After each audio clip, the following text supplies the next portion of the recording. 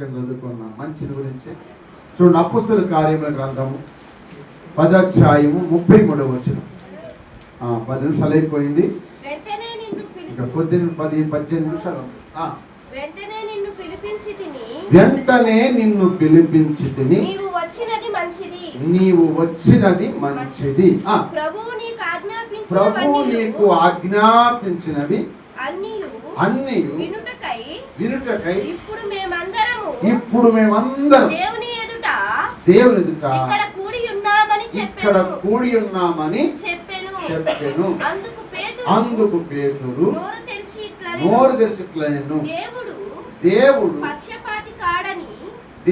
పక్షపాతి కాడని నిజముగా గ్రహించి ఉన్నాను. చాలండి. ఇక్కడ కొర్నేలు గారు మనకు కనపడుతున్నాడు. ఆయన 100 మంది సైనికుల మీద ఒక మిలిటరీ కమాండర్, అంటే ఉద్యోగస్తులు అన్నమాట, అధికారి, ఒక శతాధిపతి అంటారు. శత అంటే 100 మంది, 100 మంది మీద ఆయన అధికారి. ఆయన రమ్మంటే రావాలి, పొమ్మంటే పోవాలి. అయితే ఈ కొర్నేలు అన్నుడైనా దేవుణ్ణి స్తుతిస్తూ ఉన్నాడు, దేవునికి ప్రార్థన చేస్తూ ఉన్నాడు. ఆయన ప్రార్థన చేస్తున్నప్పుడు దేవుడు మాట్లాడాడు. ఏమనంటే, కొర్నేలి నీ ప్రార్థన, నీ ధర్మ కార్యములు దేవుని సన్నిధికి జ్ఞాపకార్థంగా చేరిని గనక గిప్పు అనే ఒక గ్రామం ఉంది. ఆ గ్రామంలో ఒక చర్మకారుడు, అంటే మాదిగా, చర్మం అంటే చెప్పులు కుట్టే వ్యక్తి, ఆ చర్మకారుడు ఇంటికాడ, అంటే చర్మకారుడు ఆయన మాదిగా అనమాట, అంటే సీమోన్ అనమాట. ఆ సీమోన్ ఇంట ఒక దైవజనుడు దిగి ఉన్నాడు. అతను నువ్వు పిలిపించు, అతను నీకు వచ్చి నీకు కావాల్సినవన్నీ చెబుతాడని దర్శనంలో దేవదూత కొన్నిటితో చెప్పింది. అప్పుడు ఆ చర్మకారు ఇంటి దగ్గర ఉన్నాడు దైవజనుడు. ఆయన పేరు పేతురు. ఆయన వృత్తి ఏంటంటే చేపలు పట్టే వృత్తి. ఆయన పల్లికారి. స్తోత్రం చెప్పండి. ఆయన చేపలు పట్టే వృత్తి అన్నమాట. ఇప్పుడు పల్లికారి ఎవరింటికి ఉన్నాడంటే చర్మకారు ఇంటికాడ ఉన్నాడు. అక్కడ ఉండి ఆయన అక్కడ ప్రార్థన చేస్తున్నాడు. ఆ ప్రార్థన చేస్తున్నప్పుడు ఆయనకేం దర్శనం వచ్చిందంటే, ఆకాశం ఒక పెద్ద దుప్పట ఆయన ముందు పరిచయం ఉంది. ఆ దుప్పట్లో చతుర్ప జంతువులన్నీ దాంట్లో ఉంది. ఏంటి ప్రభువా, ఎన్ని నా ముందు పెట్టేవన్నా, వీటినన్ని చంపుకుని తినమన్నాడు. అప్పుడు అంటాడు, అయ్యా నేను అపవిత్రమైంది, నిషిద్ధమైంది నేను ఎప్పుడు కూడా తినలేదు కదా, నేను తిన్నయ్యా అన్నాడు. నేను పవిత్రపరిచాను, నువ్వు తినన్నాడు దేవుడు. అయితే నేను తినలేనయ్యా అన్నాడు. అలాగే మళ్ళీ ఆ చతుర్ప జంతువులు, ఆ దుప్పట మళ్ళీ ఆకాశానికి వెళ్ళిపోయింది. ఆయన బాధపడుతున్నాను, నేను తిన్నన్నాను, దేవుడు 2 సార్లు తినమన్నాడు, నేను తిన్నన్నాను, నాకేం జరిగిద్దా ఏంటని చెప్పి ఈయన బాధపడుతున్నాడు. ఇప్పుడు కొన్నేళ్ళ గారికి ఏం దర్శనము, చర్మకారి ఇంటికాడ ఉన్నాడు కనుక ఆ దైవాన్ని పిలిపించు, అతను వచ్చి నీకు చెబుతాడన్నాడు. దేవుడు చెప్పాడు కనుక ఆ కొన్నేళ్ళ గారి ఇంటి దగ్గర నమ్మకస్తులు 2 పంపించాడు. ఫలాను యుప్పేలో చర్మకారు ఇంటి దగ్గర పేతురుని ఒక దైవజనుడు ఉన్నాడంట, అతను తీసుకురండి అని చెప్పాడు.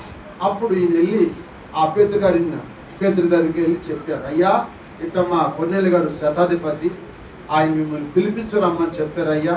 ఆయనంట దర్శనం వచ్చిందంట, ఆ దర్శనం దేవుడు మిమ్మల్ని చూపించాడంట, మిమ్మల్ని రమ్మని చెప్పారు అయ్యా అన్నాడు. అప్పుడు ఆయన కూడా ఆ ఇంటికి వచ్చాడు. ఆ ఇంటికి వచ్చేటప్పటికి ఆ దైవజనుడు రాగానంటాడు, నీ వచ్చుట నాకు మంచిది. స్తోత్రం చెప్పండి.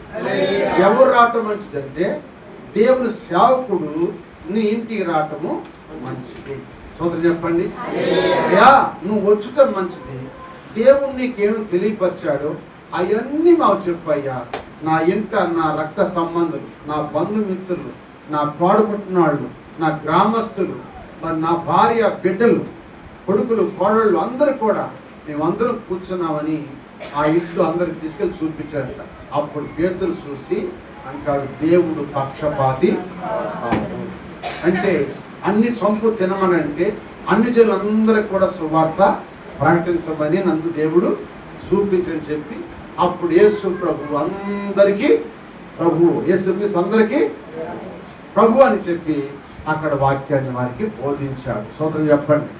అంటే దైవజనుడు ఒక కొన్నేళ్ళకి రావటం వల్ల ఆ కుటుంబానికి ఎగిలిందంట మంచిదని అతను నోటితో సాక్ష్యం ఇచ్చాడు. నిజమే, ఆ దైవజనుడు వచ్చి ఆ దేవుని సేవ గురించి, దేవుని గురించి, యేసు ప్రభు వారి గురించి చెబుతూ ఉండగానే వాళ్ళందరూ పరిశుద్ధాత్మ పొందుకుని ఆ కుటుంబీలందరూ కూడా ఏం చేయారంట, బాప్తిసం పొందారు. మంచి దేవుని సేవకుడు మీకు చెప్పటం మంచిది, దేవుని వాక్యం చెప్పటం మంచిది, పాటలు పాడటం చెప్పటం మంచిది, ప్రార్థన చేయటం మీకు మంచిది. కనుక దేవుని సేవకుడు మీకు రావటం కూడా చాలా మంచిదని వాక్యం చదివిస్తుంది. మీకు అర్థం అవటానికి ఒక మాట చెబుతాను. ఎట్లా మంచిదంటే ఇక్కడ ఒక మాట చెబుతాను. ఒక దేశంలో ఒక రాజు పరిపాలన చేస్తున్నాడు. ఆ రాజుగారి కింద ముఖ్యమంత్రి అని మంత్రి ఉంటాడనమాట. ఆ మంత్రి రాజుగారు సలహాలు ఇవ్వాలంటే మంత్రి కావాలి. కనుక రాజుగారు మంత్రి చక్కగా అన్యూన్యంగా రాజ్య పరిపాలన జరుగుతూ ఉంది. ఒకరోజు రాజుగారంట, మంత్రి గారు మనం ఇద్దరం అడవిలోకి వెళ్ళి కొంచెం విహారం చేద్దామంటే అవన్నీ చూసేద్దాం, అరణ్యంలోకి వెళ్ళి అవన్నీ చూసేద్దాము అని అన్నాడంట. చాలా మంచిది అయ్యానంట మంత్రి గారు. అప్పుడు సైనికులు పిలిచి, ఇద్దరు సైనికులు ఆ రథాన్ని ఏర్పాటు చేసి, రథంలో ఈ మంత్రి గారు, రాజుగారు, ఈ సైనికులు ఇద్దరు కలిసి, రథసారథి కలిసి, ఐదుగురు కలిసి వెళ్ళారు. వెళ్ళిన తర్వాత జరిగిన సన్నివేశం అయిన తర్వాత ఆ రథం అరణ్యం ఆపి అవన్నీ చూస్తూ ఉన్నారంట రాజుగారు, మంత్రి గారు. రాజుగారు, మంత్రి గారు చూస్తూ ఉండగా, నడుస్తూ ఉండగా, అది సదాటని నేల కాదు కదా, అడివంటే అది మెరకలు, పల్లాలు, ఎత్తు పొలాలు ఉంటాయి కదా. అయితే అవి చూస్తూ ఉండగా రాజుగారు అంట నడుస్తున్నప్పుడు ఎదురు దెబ్బ తగిలిందంట. కాలుకి ఏం తగిలింది? ఎదురు దెబ్బ తగిలి రక్తం కారుతుందంట. మంత్రి గోర్లు వేసిపోయింది, అయ్యా రక్తం కారుతుంది అన్నాడు. రక్తం కారుతున్నకి మంత్రి గారు చూసి, రాజా చాలా మంచిది అన్నాడు. ఏమన్నాడు చెప్పండి? ఏమన్నాడు? చాలా మంచిది అన్నాడు. రాజుగారి పాపం వస్తున్నాడు. నా కాలు బొట్టినేలు ఏళ్ళు లేచిపోయి రక్తం కాదు, నేను దండిపడుతుంటే ఏంటి చాలా మంచిది అన్నాడు అంటే, నేను బ్రతకడానికి ఇష్టం లేదు, నా బాధను ఆయన గుర్తెరకుండా నన్ను చాలా మంచిది అన్నాడు అని కోపగించుకుని వెంటనే సైనికులు పిలిపించి ఈ రథంలో ఈ మంత్రిని తీసుకెళ్ళి సరసాల్లో బంధించరండి. ఏం చెప్పాడు? సరసాల్లో బంధించి రమ్మని అన్నాడంట. ఎందుకన్నాడు?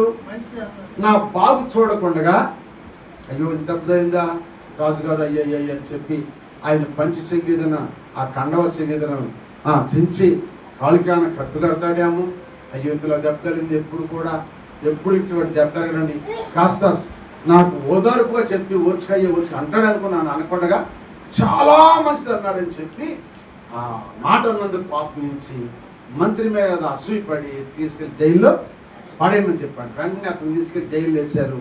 ఈ రాజుగారు అక్కడ ఆ కాలు కట్టుకుని కూర్చున్నారు. ఎంతలో ఆ అడవిలో కోయి ద్వారం నుండి ఆ కోయి వాళ్ళు రాజుగారిని పట్టుకెళ్ళారు. ఈ రాజుగారిని పట్టుకెళ్ళారు. ఆ కొండ దేవత ఉన్నది. ఆ దేవతకి బలి ఇవ్వాలంట. పండుగ వచ్చింది. ఆ బలి ఇవ్వడానికి మంచోడు దొరికాడు. మనకి బాగున్నాడు, ఎర్రగా బుర్రగా ఎత్తుగా ఆ మంచి రాజు వస్త్రాలు ధరించుకున్నాడు. ఇతను మనం బలిచ్చేద్దామని చెప్పి తీసుకొచ్చి అతన్ని స్నానం అంతా చేపించి ఆ వేరే బట్టలు కట్టి బలిటని తీసుకున్నప్పుడు ఆ కోయిదరనంట పరీక్షించారు అతన్ని అన్నాడంట. అయ్యా పరీక్షించాము, అంతా బాగుంది, కానీ అతను కాలు దెబ్బతల్లి పుండుబడి ఉంది. ఏలికెంబడింది, పుండుబడింది అయ్యా, గాయపడింది అన్నాడు. అంటే దేవతకి గాయపడ్డ వాళ్ళని ఎవరు, ఏ దెబ్బలు లేకుండా మంచి ఆరోగ్యంగా ఉండాలి. ఆరోగ్యం ఉండి ఏ దెబ్బలు లేకుండా ఉన్నవారిని బలిస్తారన్నమాట. ఇప్పుడు రాజుగారికి ఏం కలిగింది? ఇక్కడ గాయం కలిగింది. అరే గాయం కలిగింది కనుక ఇతను మన దేవత బలిటానికి పనికిరాడు, ఇతను వదిలిపెట్టాను. వదిలిపెట్టిన మన తర్వాత అప్పుడు వదిలిపెట్టిన తర్వాత అప్పుడు అనుకున్నాడంట, అరే మంత్రి గారు నా గురించి చాలా మంచిది అన్నాడు, చాలా మంచిది అన్నాడు. నిజంగా నేను ఆయన మీద అసూయపడి కోపడి తీసుకుని అతను జైలు వేసాను. నాకు ఈ దెబ్బ తగలిపోతే వాళ్ళ దేవతలు నన్ను బలిచ్చేవాళ్ళు, ఈ దెబ్బ తగలటం నాకు మంచిదే అనుకుని అప్పుడు వచ్చి సైనికులు వేసి ఇంటికి వెళ్ళిపోయాడు. ఇంటికి వెళ్ళిన తర్వాత రాజుగారు వెళ్తంలో ఇంట్లోకి వెళ్ళకుండా సరసాల్లోకి వెళ్ళి ఆ సరసాలను మంత్రిని త్వరగా విడుదల చేయబోయాడు. విడుదల చేసిన తర్వాత మంత్రి దగ్గరికి వెళ్ళి వాటేసుకుని, మంత్రి నేను నీ మీద అసూయపడ్డాను, నేను సరసాలు శిక్షించి నిన్ను బాధ పెట్టాలనుకున్నాను, కానీ నువ్వు చెప్పింది మంచిదైంది. ఈ దెబ్బ దారిపోతే నన్ను చంపేసేవాడు, ఎవరు కొండదేవతకి నన్ను బలి చేసేవాడు, నా ప్రాణం అక్కడే పోయేది, నువ్వు చెప్పడం చాలా మంచిది అయ్యా అన్నాడంట. సోదరు చెప్పండి. అప్పుడు ఆ మంత్రి గారు అన్నట్టు, అయ్యా నన్ను సెరసాలేయటం కూడా నాకు చాలా మంచిది అయింది. నువ్వు సెరసాలేయకుండా నన్ను కూడా నీ దగ్గర పెట్టుకున్నట్టయితే నిన్ను వదిలిపెట్టి నన్ను చంపేసేవాడు, నిన్ను వదిలిపెట్టి నన్ను చంపేవాడు అని ఇద్దరు మీద ఒక పని జరగడం, మనకి ఏదైనా నష్టం జరిగినా అది మనకు మంచిది అనుకోవాలి. సోదరు చెప్పండి. దేవుని దృష్టిలో మనకు ఒక శోధన వచ్చినా మంచిదే, ఓ శ్రమ వచ్చినా మంచిదే. ఆ శ్రమ దినాన్ని మనం కుంగికొని ఉంటే దేవుడు మన పట్ల కార్యము చేయునుగాక. అందుకే భక్తుడు రాశాడు, శ్రమ దినమున కృంగితే చాతగాని వాడవగుదువు, శ్రమలలో క్రీస్తునందు పరలోకపు పాలివాడవు. హల్లెలూయా. శ్రమ దినాన్ని కృంగిపోతే చాతనవుతావు. శ్రమలో నువ్వు ప్రభువుని ధరించుకుంటే భూలోకమందు పరలోకం కూడా ఆయనకు సహదాసుడుగా పాలివాడిగా నువ్వు ఉంటావని చెప్పంట. దేవుని స్తోత్రం చెప్పండి. హల్లెలూయా. అందుకే నీ వచ్చుట నాకు మంచిది. మనకి ఏదైనా సమస్య వస్తే బాధపడతాము, దాని వెనకాల మనం మేలు, దాని నిమిత్తం మనం ఏంటంటే ప్రార్థన మనము చేసుకోవాలి. స్తోత్రం చెప్పండి. ఎందుకంటే మనకు మంచిది ఈ మంచి మనం కలిగి ఏదైనా శ్రమ వచ్చినా ఏదైనా సమస్య వచ్చినా ఇది నాకు మంచిది అనుకో, కానీ ఇది నాకు కీడు మాత్రం అని అనుకో. మాకు ఎందుకంటే కీడు వెనకాల దేవుడు మేలు దాసి ఉంచాడు. కీడు వెనకాల మనకేముంచాడు? మేలు దాసి ఉంచాడు కనుక ఆ మేలు కోసం ఎదురు చూడాలి. అంతేగాని శ్రమ వచ్చిందని మనము కృంగిపోవద్దు, బాధ వచ్చిందని మనము తొట్టిల్లిపోవద్దు. మంచి కార్యమే దేవుడు మన పట్ల, మన కుటుంబం పట్ల, మన బిడ్డల పట్ల, మన పట్ల దేవుడు మంచి కార్యం జరిగించును గాక. హల్లెలూయా, హల్లెలూయా, హల్లెలూయా.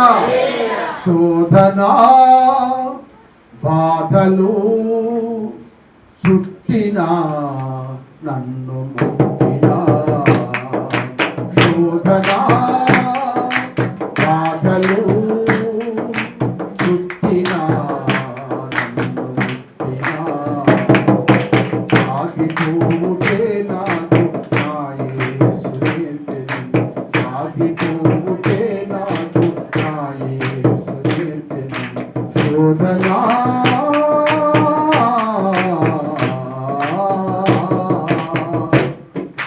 నడవలేక నా పడవ నడి సముద్రములో, నడుపుట నా వల్ల కాక యాతన పడుచుండగా, నడవలేక నా పడవ నడి సముద్రములో, నడుపుట నా వల్ల కాక యాతన పడుచుండగా, చూసెనే యేసు చెంతకు చేరినే, చూసెనే యేసు చెంతకు చేరినే, ఆయన వచ్చి నా పడవ అద్దరికి చేర్చిని, ఆయన వచ్చి నా పడవ అద్దరికి చేర్చిని. శోధనా బాధలు చుట్టినా నిన్ను ముట్టినా, సాగిపోవుటే నాకు నా యేసు నేర్పెను, సాగిపోవుటే నాకు నా యేసు నేర్పెను. శోధనా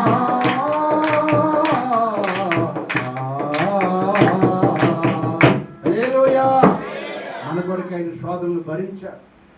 మన సముద్రంలో ఉండిపోయాం, గట్టుమిట్టు కాకుండా గొడ్డులాడుతున్న మన జీవితాలను ఎవరు కూడా చేర్చలేరు, ఎవరు కూడా ఒడ్డు చేర్చలేరు. ఒడ్డు చేర్చి ఆయన ఒక ఆయన ఉన్నాడు. ఆయన ప్రభు అయిన యేసుక్రీస్తు వారు ఆయన వచ్చాడు. ఆ పడవని తీసుకొచ్చి ఆ దడ్డి పెట్టాడట. ఆ పడవ అంటే మనమే. స్తోత్రం చెప్పండి. ఆ టోల్ని మనమే. దేవుడు మన పట్ల మంచి చేస్తాడు, కానీ కీడు మాత్రము వచ్చుట మనకు మంచిది. స్తోత్రం చెప్పండి. అందుకే ఆ దైవుడు చెప్పిన మాటలను విన్నారు, వాళ్ళందరూ రక్షణ పొందారు. వారి భూలోకమును పరలోకంలో కూడా కొన్నేళ్ళ కుటుంబానికి స్వాస్యం దొరికింది. అట్టి స్వాస్యం కృప మనందరికి దొరుకును కాక. అందుకే మన ప్రభు యేసుక్రీస్తు వారు 2026 సంవత్సరాల క్రితం ఈ లోకానికి వచ్చి మన కొరకు శ్రమలు పొందారు. కష్టాలు పొందాడు, నిందలు, అవమానాలు, బాధలు పొంది మన కొరకు ఆయన శిలువ మీద 3 మేకులతో వేలాడుతూ 6 గంటల సేపు మన కొరకు ఆయన ప్రార్థన చేశాడు. మన కొరకు ప్రాణం పెట్టాడు, తిరిగి లేచాడు, త్వరగా రాబోతున్నాడు. ఆయన మరణ పునరుత్థానం జ్ఞాపకం చేసుకోవడం కొరకు దేవుడు మనకు ఈ పునరుత్థానం ఇచ్చాడు. కనుక ఈ దినమును మనము కూడా ఆయన మనం మంచి చేస్తాడని చెడు చేయడం, మనకి ఏదైనా సమస్య వస్తే దాని వెనకాల మనకు మంచి ఉందని గమనించి ముందు సాగిపోతాం. దేవుడి వాక్యం అందరి పట్ల నీరు కట్టి పల్లెంప చేయను గాక. ఆమె తల్ల వంచండి, ప్రార్థన చేద్దాం.